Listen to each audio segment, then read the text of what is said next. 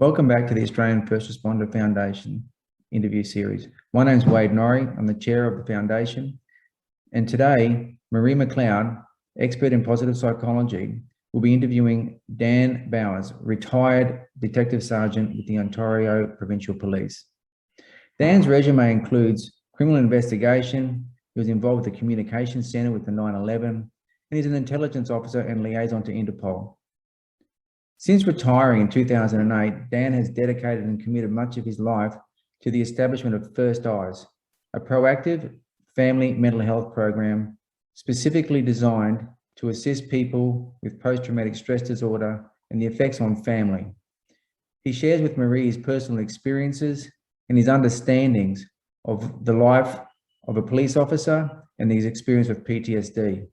But he also talks about the way forward with regards to peer support, the benefits of programs that support families in particular. We hope that you enjoy this session today with Marie, and we hope that you will share with your colleagues the message that Dan shares with us. And remember that the Australian First Responder Foundation is looking after those who look after us. So welcome, Dan Bowden. It's so wonderful to have you on the Australian First Responder Foundation podcast series today. And I'm really excited about hearing from you. I've been doing a bit of background reading about your program, First Eyes, which is a proactive family mental health program for people who have experienced difficulties in their role as first responders. So can you tell us a little bit about that program and how it was that you came to create it? Absolutely. And thank you very much for having me, Maria. I truly appreciate it. Such a pleasure. So, oddly enough, today is 13 years that I've been retired. Congratulations. Yes, thank you. I wonder some days after 30 years in policing and what I went through with PTSD, how I made it, but I'm here, and in large part because of the program. So how did it start? I can go back to 1997 when I really first started to slide. My mental health really started to slide. And at that time, PTSD wasn't even a possibility for police officers or anybody in the first responder world. It was just nothing that was talked about. The PTSD, only belonged in the military world. For soldiers coming back from war-torn countries and so on and so forth. So we didn't really know anything about it. I managed to get through the next 13 years of my career, in fact, by burying myself in my work. It was my only outlet. My only outlet. I thought it was my only outlet till I realized with my psychologist that all I was doing was running. However, I thought that's what I needed to do at that time. So the full impact of my PTSD didn't hit me until about a year and a half into retirement. And I tell people, because I'd buried myself in my work to survive the last 13 years, I never really noticed how bad I really was. And I thought, if I'm the best police officer and if I know everything and I'm a good leader and I do all these other things, that's what I need to do. That'll be my mark on life and so on. But once you take the uniform off and retire, and you lose that sense of identity that you had for so long as a career, that's when you can't hide anymore in your work because you're not working anymore. Then all of a sudden the demons start to come back. I was already abusing alcohol badly. I was just about to say that escapism of work, was there then another form of escapism that came in to replace that? Oh yes, absolutely. Absolutely. I've been abusing alcohol for a long time.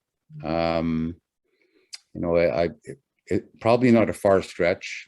Growing up, when I grew up, both my parents were alcoholics.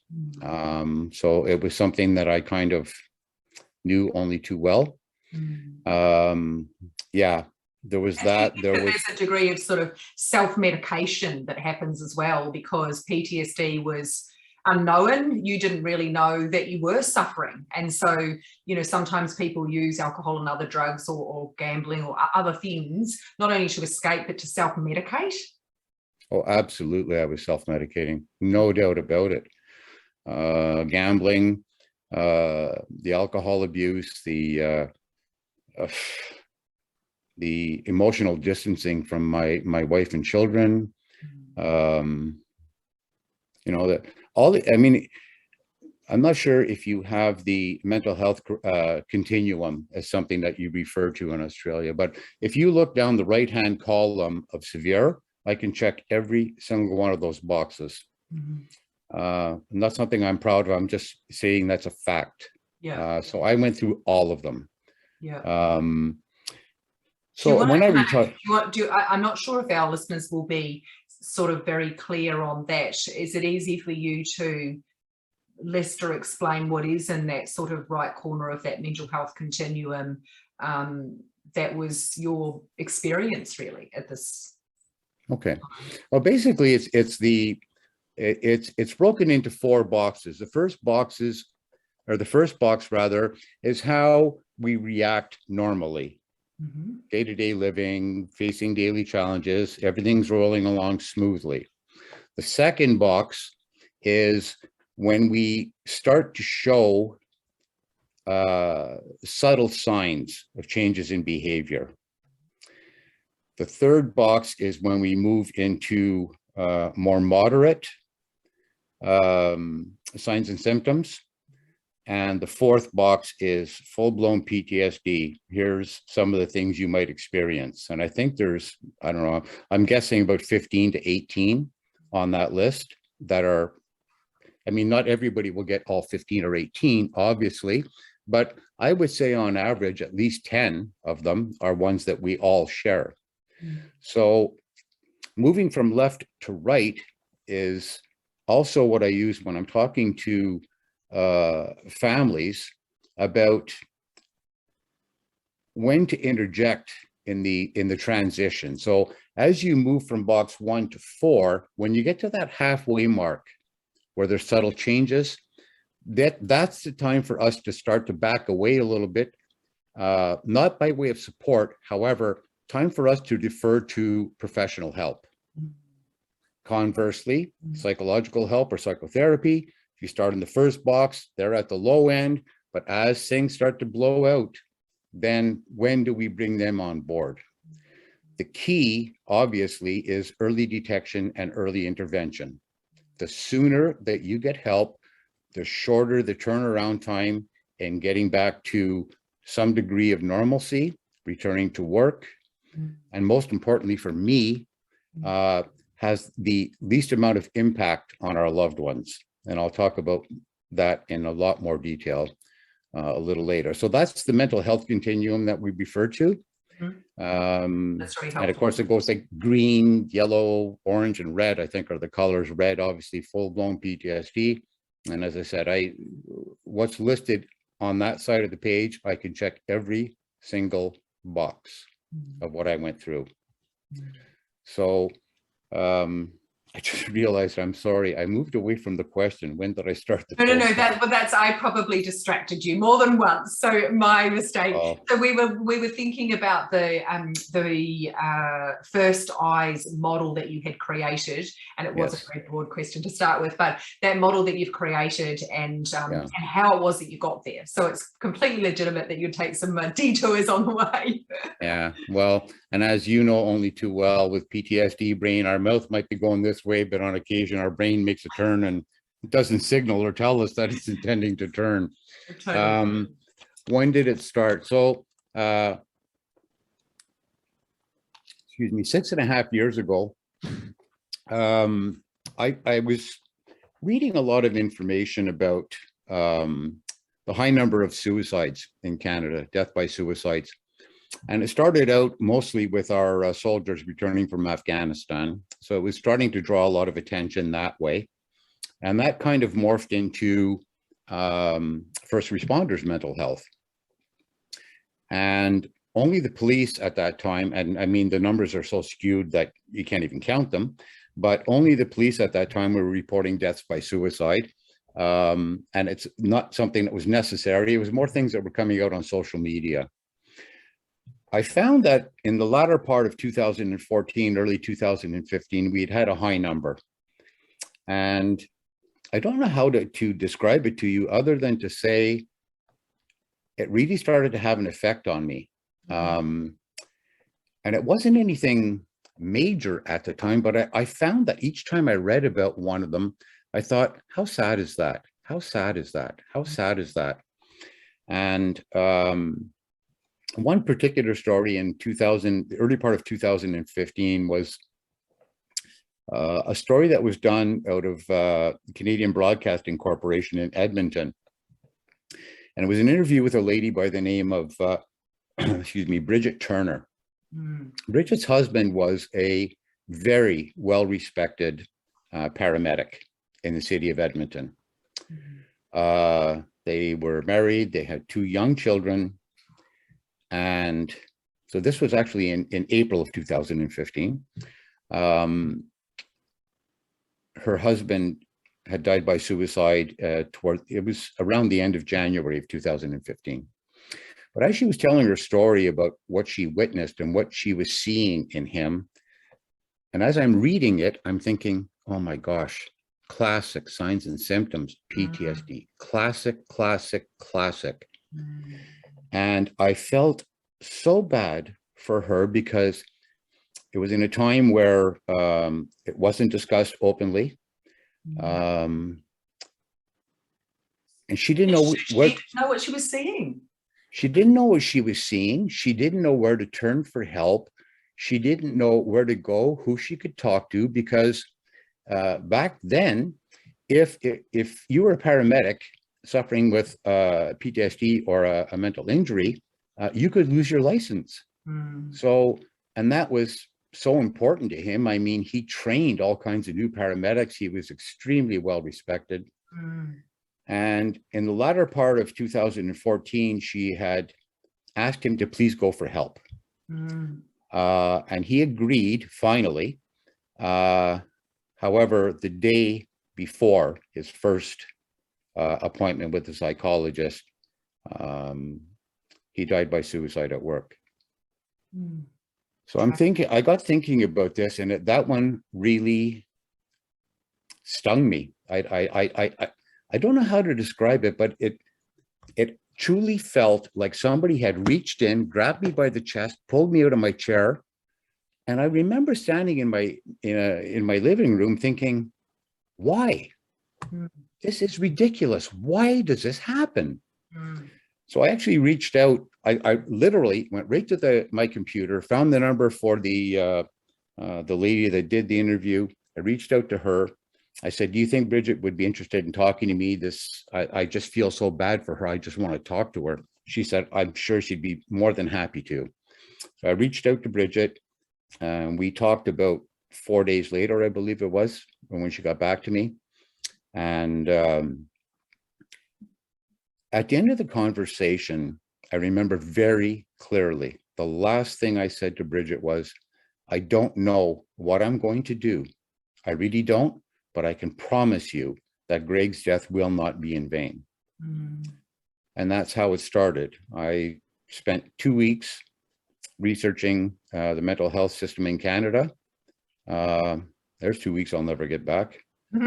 Very, very fragmented and confusing, varies from province to province, and then there's a federal system. It was very, very convoluted.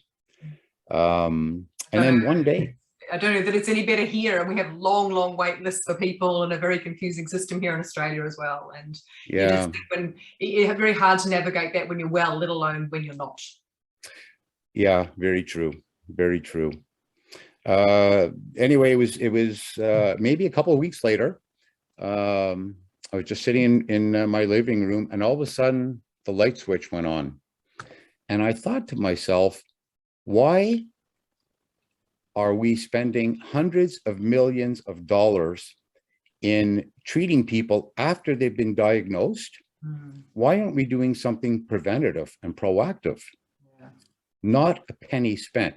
So I went and researched some more and nothing. There was no proactive anything. Wow. So I thought, okay, well, that's kind of strange, but if I want to do something here, I only do things at 100% or I won't do it. I want to know, first of all, how many programs are out there, because I'm not going to compete. You know, I'll jump on board with somebody, whatever, but I'm not going to compete. I spent a day and a half researching, and there was not one proactive mental health program for first responders in the world. And up until Australia, I think about 5 or 6 months ago, did a bunch of videos, which is kind of proactive, but done by video. Up until then, and including today, I have the only program of its kind in the world. And it really made me sad to think of that. So that's sad, but it sounds like that sadness motivated you to act and has motivated you to create this First Eyes program that, as I understand it, also very much focuses on including partners and families, which I imagine have been sort of driven by your experience with Bridget, and that, you know, observing that her story, that if she had known what she'd been seeing, then perhaps, and if there was a pathway for her to get support, that could have changed the trajectory of her life. Yeah, I mean, will we ever know? No, we won't. But, you know, based on what I know now, I mean, my program is based probably 95% on my lived experience, because I went through the school of hard knocks, right? I didn't know what was happening. And there was a whole series of things that happened along the way. I was diagnosed with major depressive disorder. Then I was diagnosed with anxiety. And I think about 1.5 years after that, I was diagnosed with severe sleep apnea. So I kept thinking, okay, well, that's what's happening to me. That's what's going on. Well, okay, the depression, the antidepressants aren't working that well anymore, but now I know it's anxiety and a combination of that. And then when it was a severe sleep apnea, I thought, well, I haven't been sleeping for 2.5 years. No wonder I'm tired and not feeling well. But it was none of those. It was PTSD. And I just didn't know. I just simply did not know. Yeah, it was, like I said, that Bridget's story actually really tugged at my heartstrings. And, you know, that's 6.5 years ago. And to this day, Bridget is part of my advisory team for family mental health. So we stay in touch, and just an amazing, amazing woman, just an amazing woman. Oh, that's an extraordinary story. And I love, like, I know that here in Australia, we've had the Royal Commission on Mental Health. And one of the things that they're really committed to is involving the stories of people with lived experience in advisory roles. And so I love that you've been able to involve Bridget as a family member who's gone through that, but also bringing your own and other people's lived experience to the program. And so tell us a little bit more about First Eyes. What is it? How does it work? And how does it help people to recognize these early warning signs and act upon them? So the reason that I include a partner, it doesn't have to be husband or wife, it could be whatever, it doesn't really matter, or for single people, that includes somebody, another family member or a close friend that they see the most often. And that I stress, because it is a very well-known fact that long before we recognize the signs and symptoms in ourselves, it's those that are closest to us that will see that. And that's true in probably, actually, I don't know of any cases where it's not true. Maybe it's not 100%, but I'd say it's certainly 99% sure that we don't realize the subtle changes going on, but our family members sure do. So being proactive, why do we wait for this to happen before we build a plan and deal with what some of the key issues that we will face if we're diagnosed. So I bring couples together for a 3-hour workshop. It's based on 7 modules that I created, which are the most common and potentially the most dangerous to our health and our family's health. And there's a pre-workshop assignment with several things that they have to accomplish. Probably only takes a couple of hours. And then on the real key serious issues, we do that together by Zoom in a group for a 3-hour presentation. And that's where I focus on the really key issues that can really damage family and self.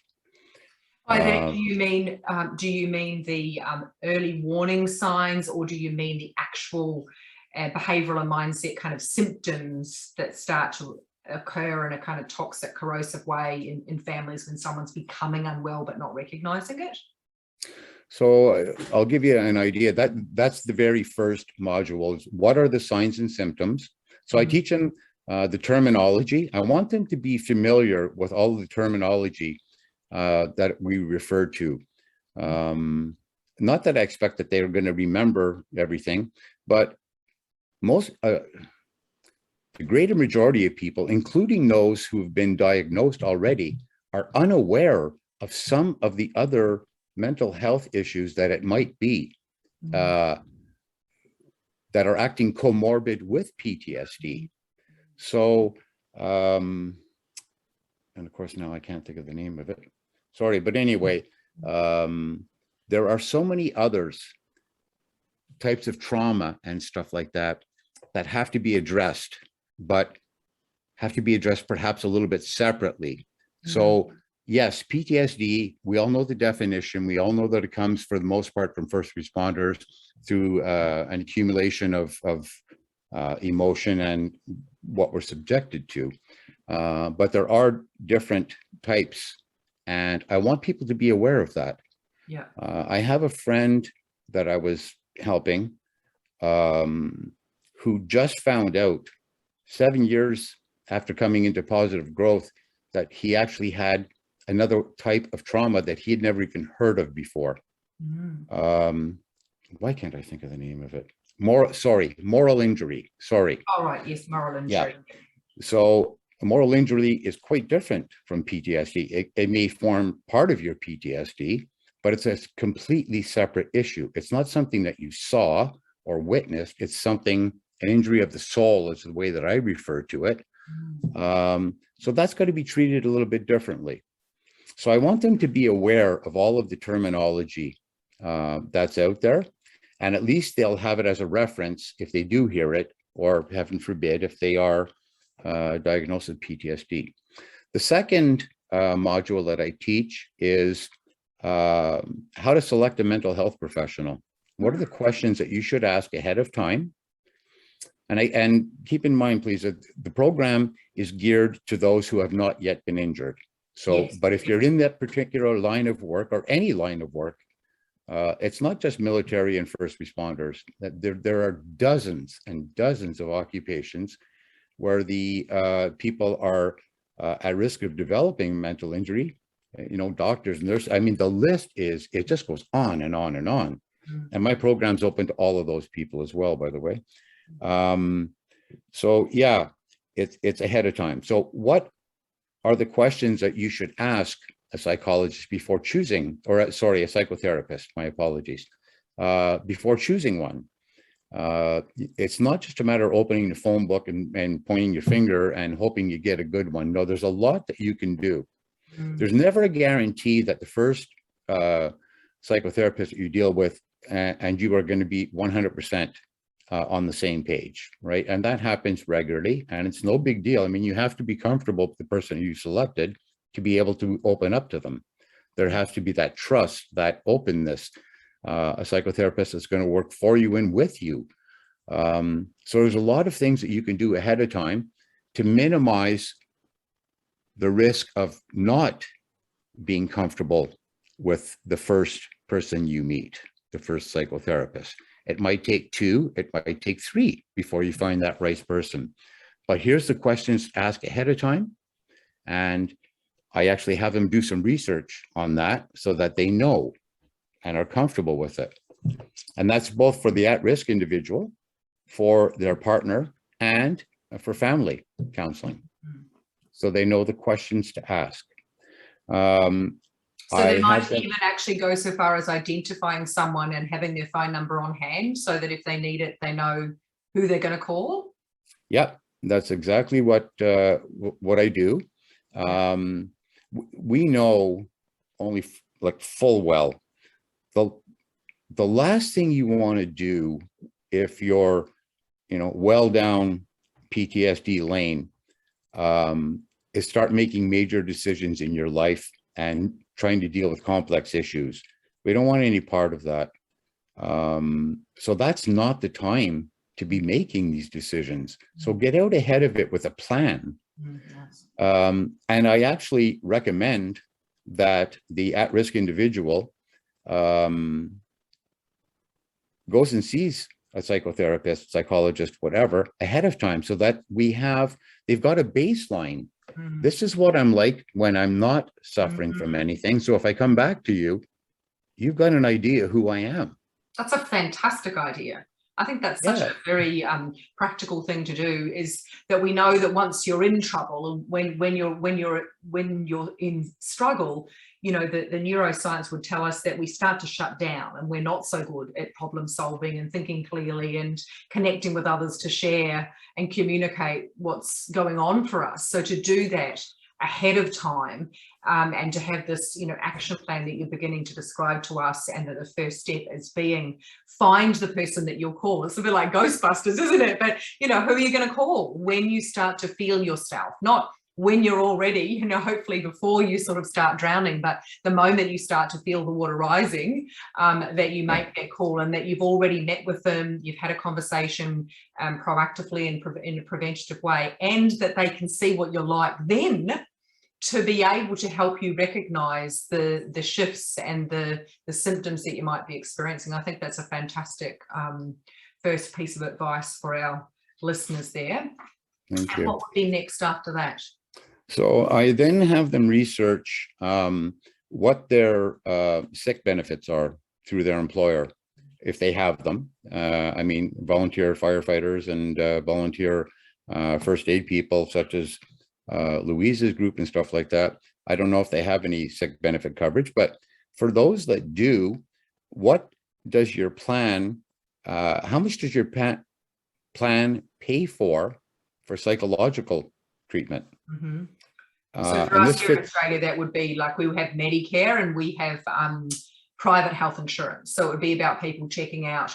We can get a mental health care plan from our doctor, our GP, that is gone up during COVID. You can now get 20 sessions subsidised from the government to see a psychologist, and you would just pay, a relatively small gap. And then some people might also have private health insurance that they would be able to see psychologists with, so they could investigate that and find out what's available for subsidising that treatment.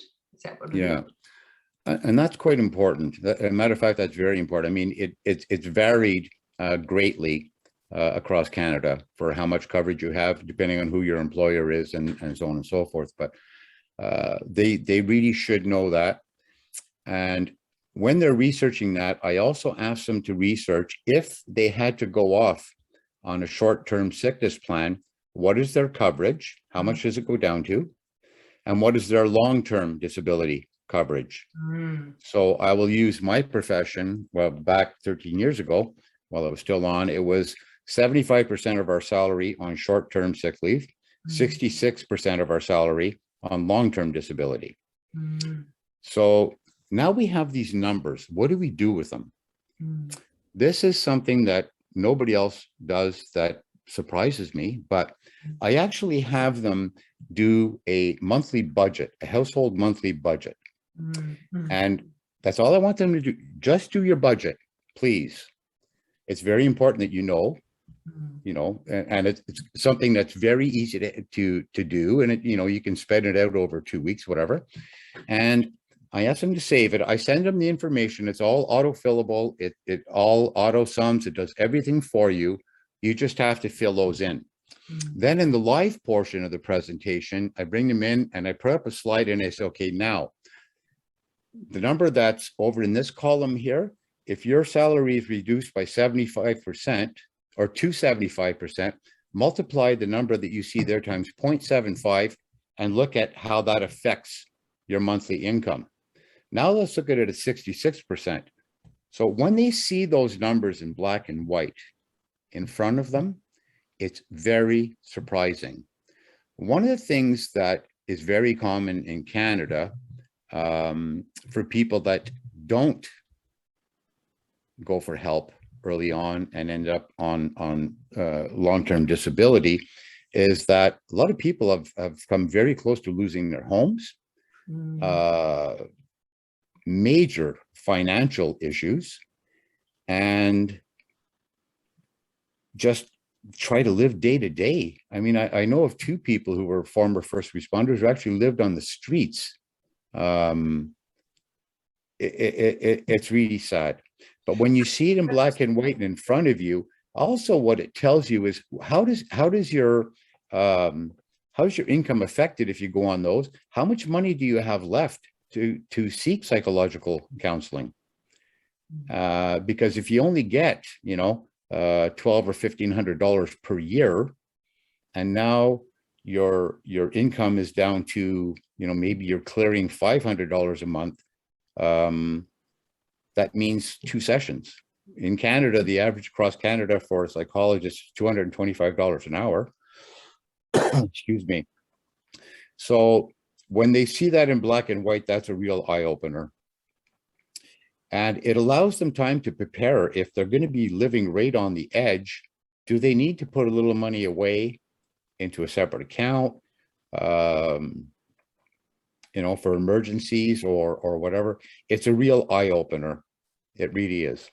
So you use that as a strong motivator for people to see something like that, and then they can make choices around, yes, they could put some money aside so that if that, you know, worst case scenario happened and they did need to reduce their time or go off on disability, that they would have enough money. But also as a moment of kind of going, gosh, the earlier I get help, the better the chance that I won't have to end up in that scenario. So I guess that provides a very strong rationale about why early help seeking is so important.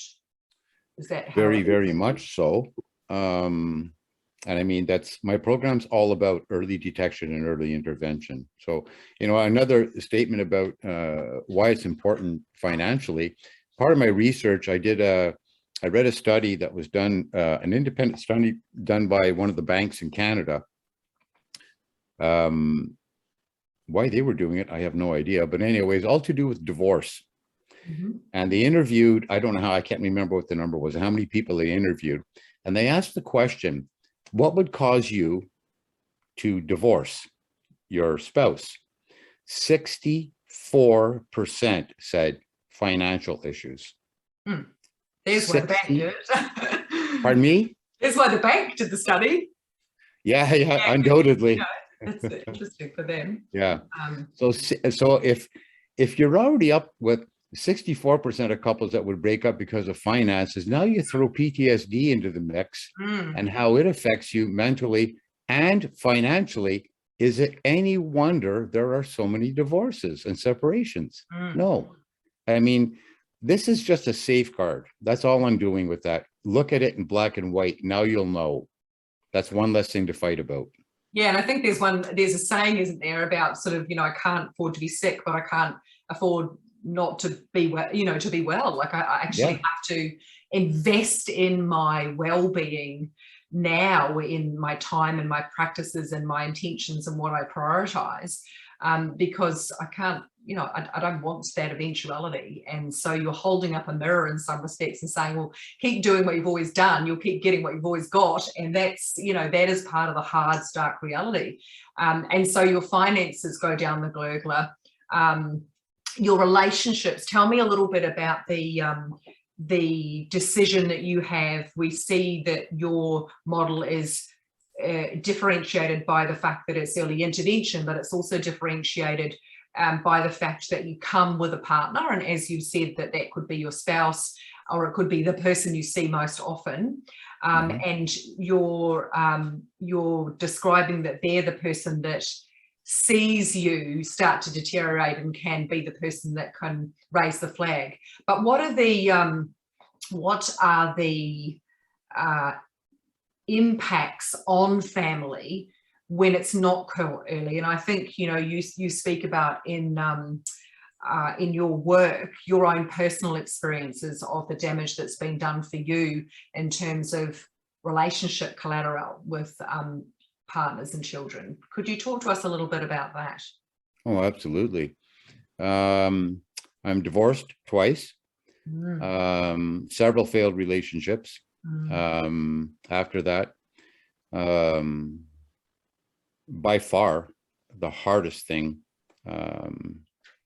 in my recovery. I mean, I've been in therapy for 11 years now, and I choose to go every month because I can't go back to where I was. But when my kids stopped talking to me for several years, that for me was the hardest thing that I had to deal with.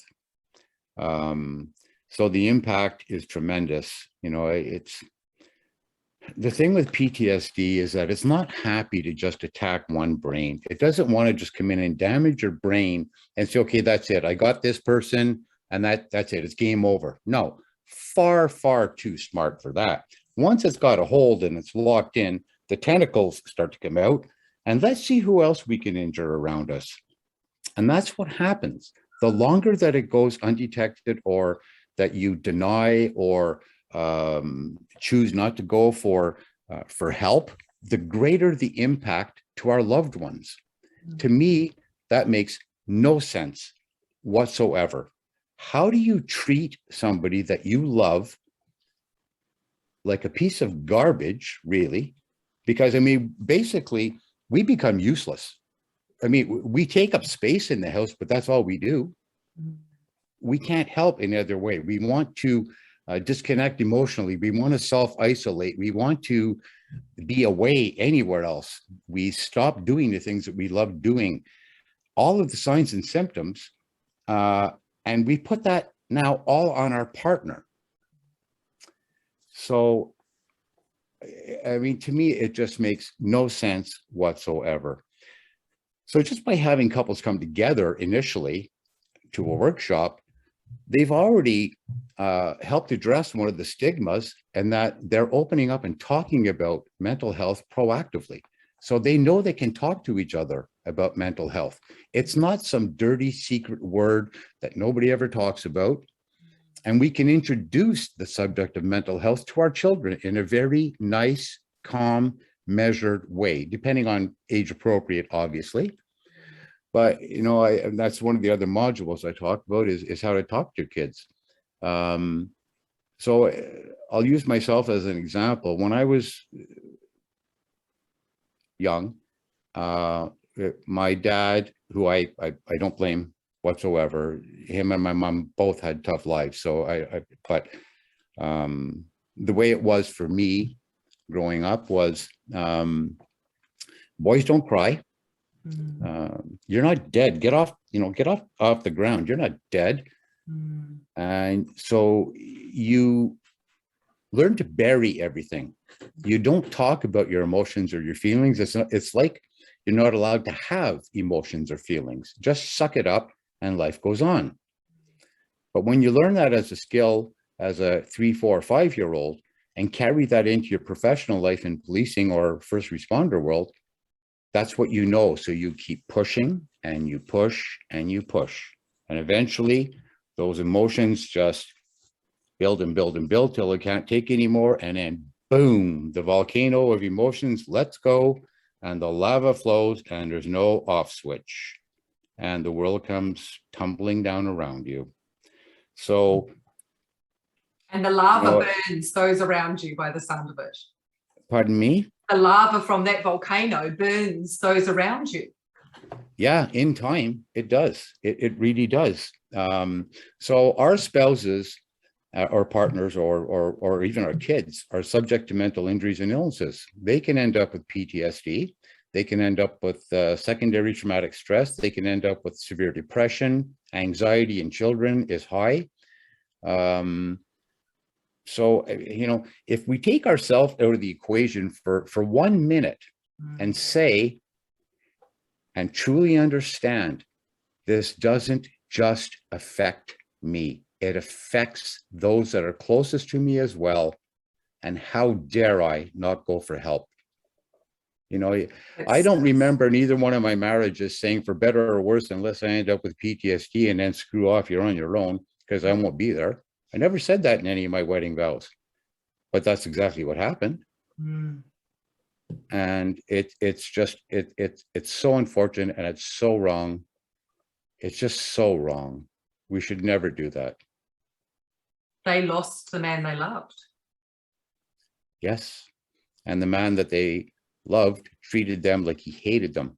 And then we wonder why wives and spouses disappear and take the kids with them after they just can't take anymore. You know, I honestly don't know what the numbers are, but I know a hell of a lot more people that are separated or divorced than are still together. Maybe 50-50, I don't know. But I'll tell you, the ones that do stick it out, they have all the admiration I could possibly give somebody for sticking it out. It's not easy. I wouldn't wish that on anybody. So I think that, you know, that as I listen to that, you think about that, as you say, that those tentacles of PTSD that come out from the person who has been at risk and has experienced that trauma.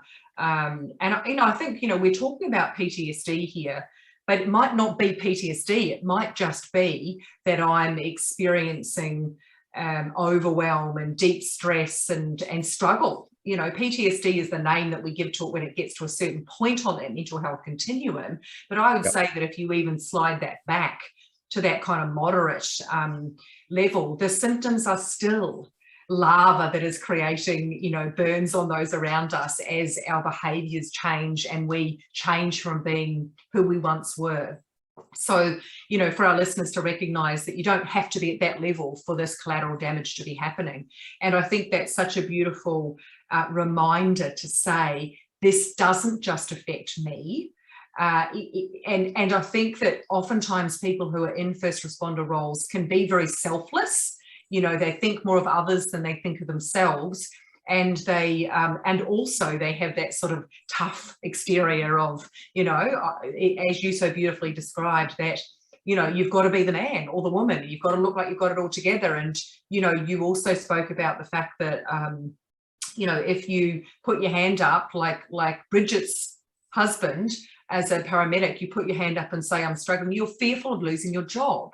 And so I think if we can try to get that message that if you won't do this for yourself, do it for the ones you love. You know, that sort of through kindness to others, if you're not going to do it through kindness to yourself. Absolutely, 100%. We are, for the most part, our own worst enemies. I'll only speak to policing because that's all I've known for 30 years, other than my Air Force time. But most of the people are A-type personalities. We get into it originally because we just want to help people and do that. But the greatest issue that we have is taking a step back from that and trying to avoid one of the three stigmas. And one of the biggest stigmas is self-stigma. So if I show a sign of weakness, yeah, I could be fired. They'll put me on desk duty. They'll never give me my gun back, whatever. It just goes on and on and on. So you can try to talk yourself out of it. I'm going to just detract for just 1 second here and take a little sidestep, because stigma is something that bothers me so bad. I have an entire module on stigma with videos that I created and to show people what it looks like, good and bad. But three types of stigma. So self-stigma, then there's organizational stigma, which we all know, you know, the people start ducking when they see you walking down the hall. They're all of a sudden in a meeting somewhere or whatever. They treat you like a second-class citizen. So we know about organizational stigma. The one that really surprised me was public stigma, which includes family. So public stigma, obviously, what do people think about mental health in general, in the general population, so on and so forth. But public stigma includes family. So being stigmatized by family members. And that can happen both on and off the job. That's something that people don't realize. And I just read last week a study out of the UK. And once again, I can't remember. I know there were several thousand people that were interviewed. And this is just, it wasn't just first responders. It was 3,000 or 4,000 people from across the UK.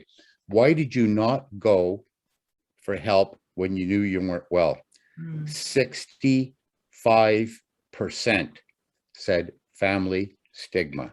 Wow. Can you believe that number? That just floored me. And I may not have the 65, it was either 63, it's somewhere in that 63 to 65 range from what I recall. And I'm thinking, how is that possible that you could suffer that much stigma from your own family? It blew me away, absolutely blew me away. So, you know, when we think about, I think about anyway, I mean, the public stigma, I don't really care what the public thinks about me. I know who I am. But when we think about self-stigma and organizational stigma, is it any wonder some people don't go for help? Right? Yeah, I think that is extraordinary. We don't think about the stigma coming from our family. We think about the fact that when people are stigmatized, it's from broader in the community, broader in society, from workplaces, you know, not from our family. No. You know, the example, I said that at a presentation I did, and I knew that I was getting that deer in the headlights look from people like, I think this guy's lost it. He's not quite all there, this family stigma thing. So I said, I'm going to give you an example of something that can happen. I said, so we know that if you are suffering from PTSD, that you want to self-isolate. You're certainly not big on going anywhere and socializing or being groups or crowds. But let's just say this one particular time, your wife says to you that her mom and dad have invited the two of you and your kids over for, say, Thanksgiving dinner. And you really don't want to go, but you think, oh man, I don't want to hold the kids back. And so you talk yourself into, you say, I'm going to make an effort.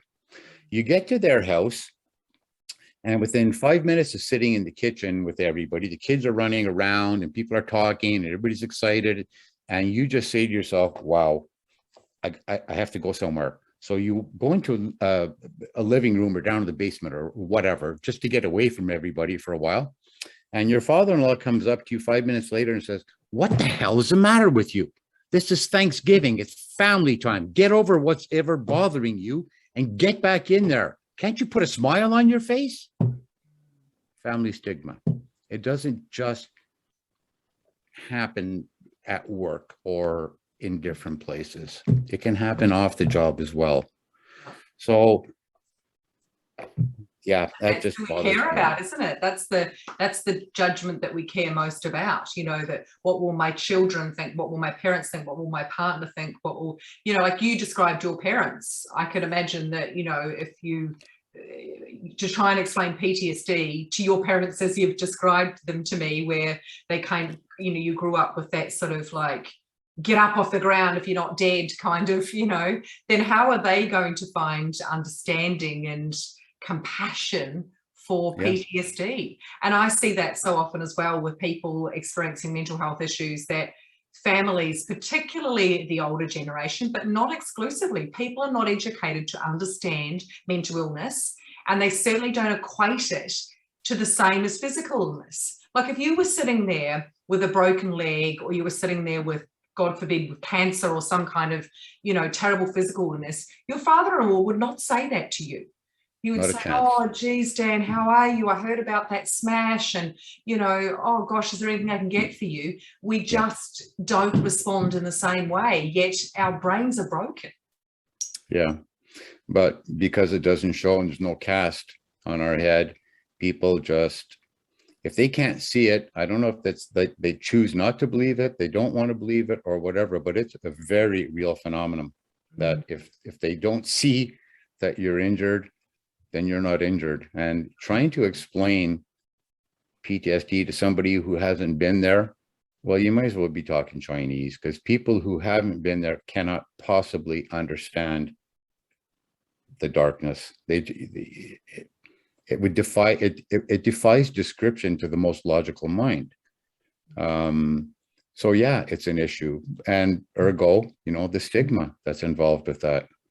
You raised a question. I'm sorry, Maria, I got away from it again. You talked about that it doesn't have to be PTSD. It could be depression, it could be anxiety, it could be a number of different things. And the truth of that is that many of the signs and symptoms of PTSD are the same as depression, are the same as anxiety. So one of the other modules that I have or that I talk about is that's why it's so important to go and get help. And for all the prayers I know in the world, please do not try to self-diagnose. When I hear people telling me that they've, I haven't seen a psychologist, but I know I have PTSD. Well, that's a load of crap. You don't know. You're not a medical doctor. It could be any one of anything else. So if it's not PTSD, and let's just say it's depression, well, that could be treated with medication and or different types of therapy. So deal with it. But letting it go, it just gets worse and worse and worse. And the signs and symptoms, when you look at them, there's a lot of similar signs and symptoms. So unless you're a trained psychiatrist, don't, and even then you wouldn't diagnose yourself. So what you're saying there is that there is the importance of both those kinds of help. The power of peer support where, no one can possibly know and understand unless they've sat in that darkness, and that has power and magic to it. But also you're advocating that you need to go and see someone, someone who is qualified to be able to give you the proper diagnosis, the proper medication, and to deal with those more clinical aspects. And so those things, peer support and clinical support, seem to sit hand in glove for people experiencing, that full range, really, whether you're at the preventative end or you're at the sort of, like you described, that kind of right-hand end of, very severe distress by that point. And so you spoke about the fact that, you have people create this action plan proactively so that their families can help them activate it when it's needed. Can you say, is there any more points that we didn't cover in terms of that action plan and how people know when that action plan should be activated? Like we spoke about, the finances and finding your, who you're going to call person, and making sure that the people in your family are there to kind of nudge and nurture you in terms of what you need to do and when. But when is that time, do you think? You described this point on the continuum where, that's the point. Can you just remind me what people might be seeing and feeling at that time? So as you transition from normal to starting to show the signs and symptoms, that's the time, which would be the second box. That's the time, that would be a perfect time for a loved one to say to you, may not be anything, but I just want to let you know that, I'm seeing these little behaviors and stuff like that. I don't think it's anything really serious right now. Is there something else bothering you or whatever? Or, are the kids too loud after you worked a night shift? Just talk about those things that it might be. It may not be a mental injury or an illness. But once it moves from that box into you're starting to move towards the red zone and things are starting to get a little more serious, you're withdrawing from the things that you normally love doing. You're starting to socially isolate. You are disconnecting emotionally at some point. So once you've moved in, as you transition from box 2 to box 3, if you will, that is the time that you want to go and get it. You want to go and get the help. And the reason for that is very simple. As I alluded to earlier, if you catch this early on, if you're willing to deal with this and go, you can be better. And I'm going to be speaking, I'm not a psychologist, but I've certainly done a lot of research, and I have some incredible mental health people on my team. You can get back to some degree of normalcy and back to work within 3 to 4 months. We'll say 3 to 6 to be on the safe side, but 3 to 4 months. If you go as long as I went, you are looking at years and years of seeing a professional, and you may never return to your job if it's gone too long. You may not have the strength, the energy, or the mental ability to return full-time to your job. So this opens up this whole other can of worms. Ergo, early detection, early intervention. You know, what a lot of people don't realize is that when, and we spoke about this a little while ago, Marie, when it's going to be those closest to us that will start to see the subtle changes in our behavior. Okay. But the longer that period of time goes without people talking about it, that's the time that the mental issues can start to develop with our loved ones. When we start to push them away, so the longer that period goes. So what I did with First Eyes is I bridged that gap. So we have a 3-segment line. The first segment is everything in life is good, going normal, you're living day to day. Segment number 3 is being diagnosed with PTSD and the fallout associated with it. And First Eyes comes right down in between those two and says, this is where the damage actually starts happening. So that's the point that I want to get to. Don't let it get a hold so that it's too difficult to deal with, not only for yourself, but for your whole family. Fantastic. That's, you know, that's very profound and very, very good advice. And so one of the things that I know you feel very strongly about now, and I'm sure that this comes both from your own experience, your research and reading, but also what you've seen happen for others, is that there is hope. And there is the possibility of kind of that post-traumatic growth. So can you talk to us now about hope? You know, if you are sort of, if you haven't got to the stage where you're experiencing mental health issues or PTSD and you're still in the early stages, the advice is very strongly, you know, get in the prevention end, get a plan, get ready, you know, forewarned is forearmed. But if you are in that stage where you're experiencing that already, what can you say about hope for people? Yeah. And so I'm sorry, I can't recall if I spoke to that about the very first slide, and the very last slide I do in my presentation is a message of hope. So with the first slide, I talk about not letting stigma affect your decision if you do happen to go down. I mean, first of all, I hope it never happens to you. But honestly, I don't know how anybody goes through a 30-year career in policing and the other first responders without being damaged. I don't understand how that could even be. However, if you're one of those fortunate ones, I hope it never happens to you. Don't wait. Have a plan in place. I hope that you understand that stigma should never play a role in your decision. The hell with stigma. Just look after you and your family. I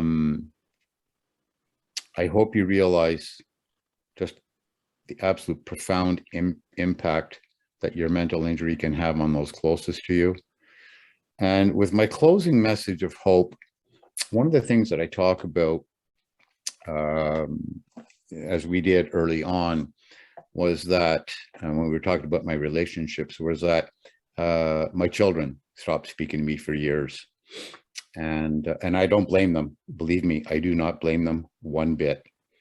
But I remember at one point in my therapy, when I actually learned, I didn't even know that my mental injury had that effect on those closest to me. That dealing with 30 years of police work was tough. Dealing with alcoholic parents and some other childhood things that I had locked away, which was number two.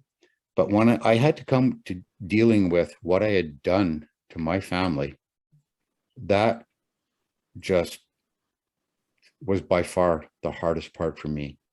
So I decided, when I learned about how much damage I had done to my family, that not unlike one of the 12 steps of an alcoholic recovery, is that you have to make amends for those that you hurt. And I decided that that's what I had to do, that I wanted to do. Sorry, not I had to, I desperately wanted to do.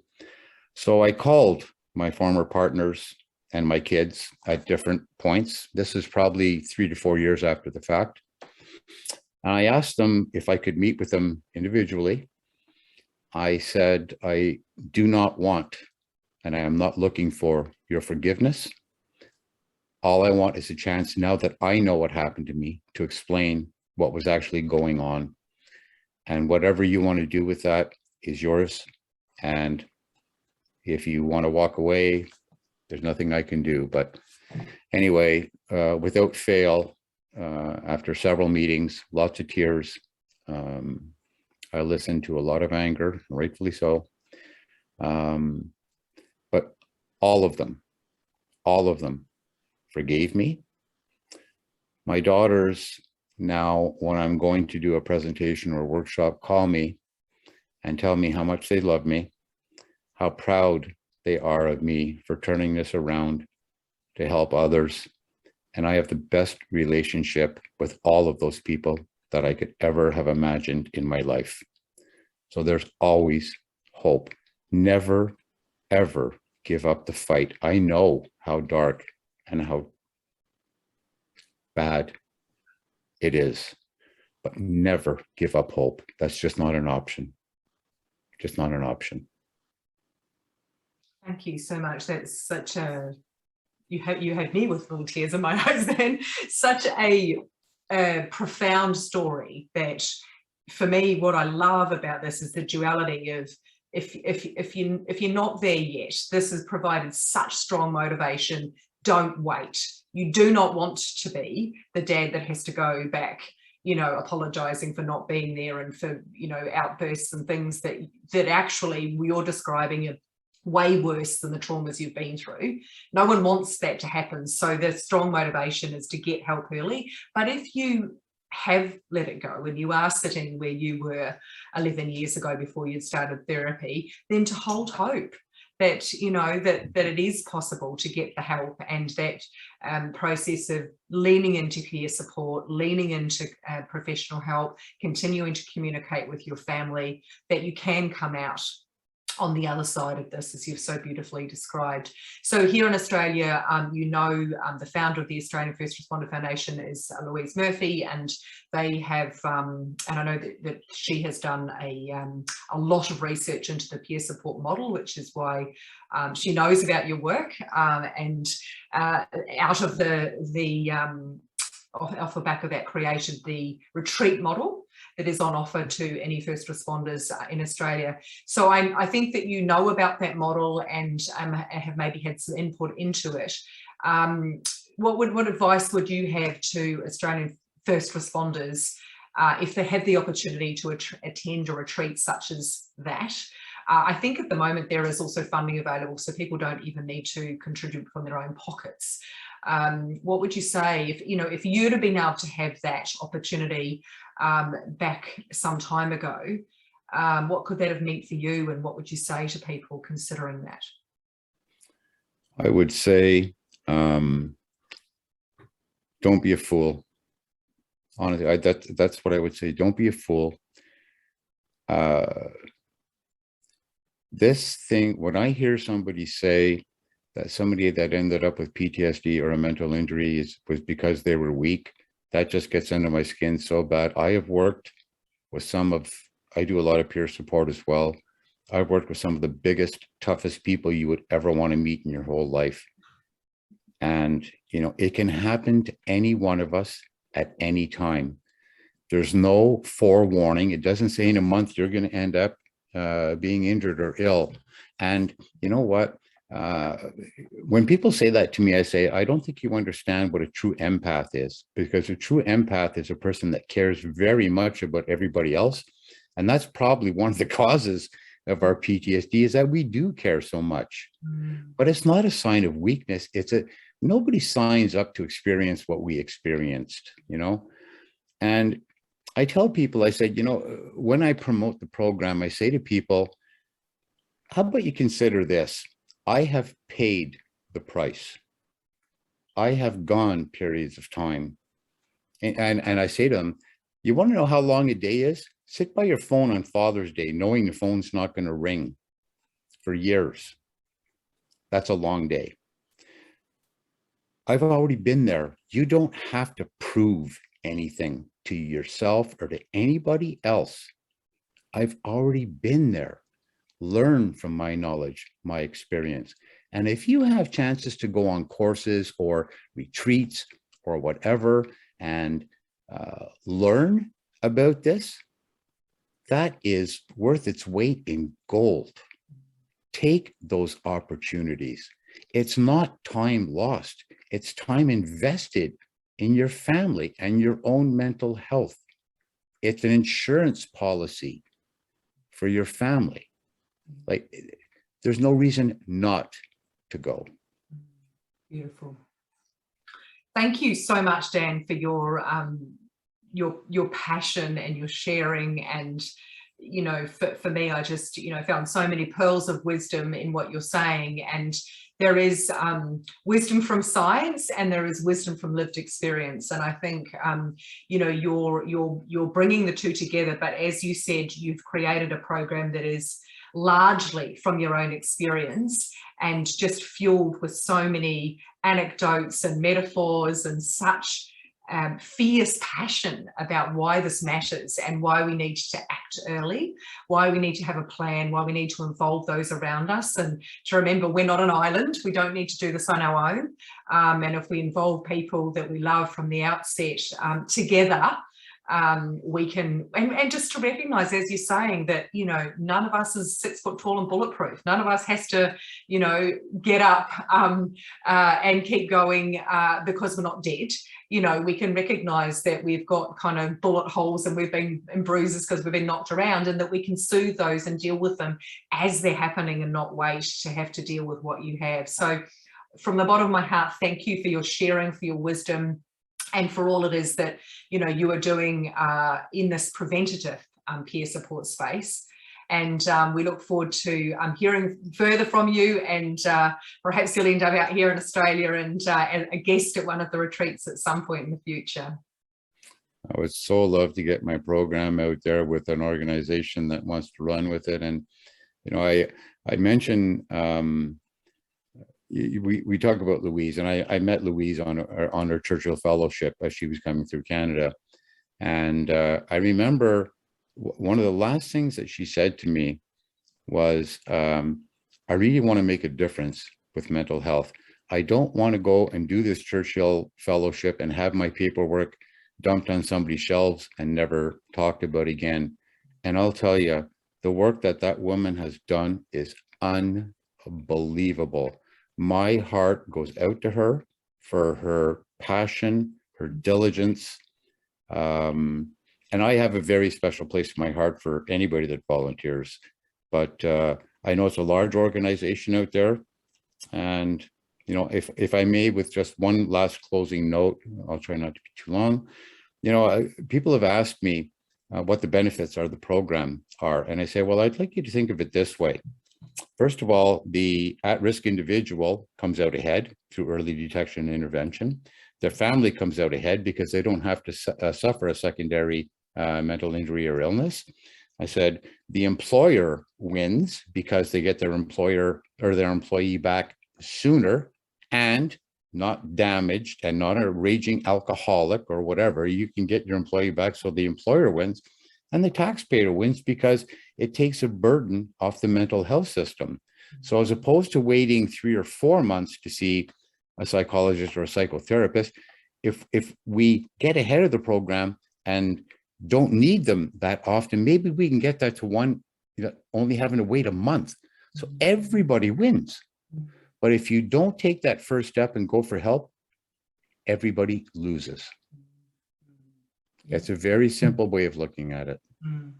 Absolutely. That's that's a very profound way for us to end, is that, everyone loses, and that's not putting the blame on the person who's at risk, but it's about us collectively taking responsibility. And we have here, I'm sure it's probably international, but the Are You OK Day, Yes. so that we're all kind of using our eyes. Your course is called First Eyes.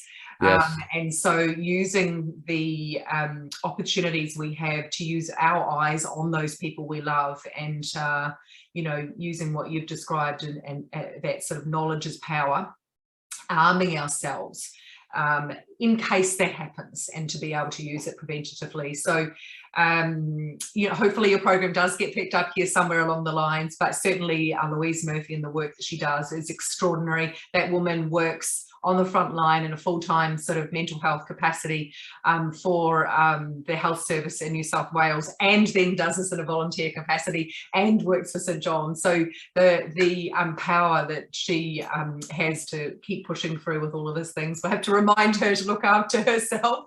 Yeah. But yes, just amazing. And so I would certainly recommend that any first responders in Australia do go and check out the website and sign up for the retreat. It'll certainly be top class if Louise has got anything to do with it. So again, Dan Bowers, thank you so much for being with us here today, and we look forward to perhaps hearing more from you in the future, but totally appreciate your time and your wisdom and experience today. Thank you, Marie. As I said, it was my absolute pleasure.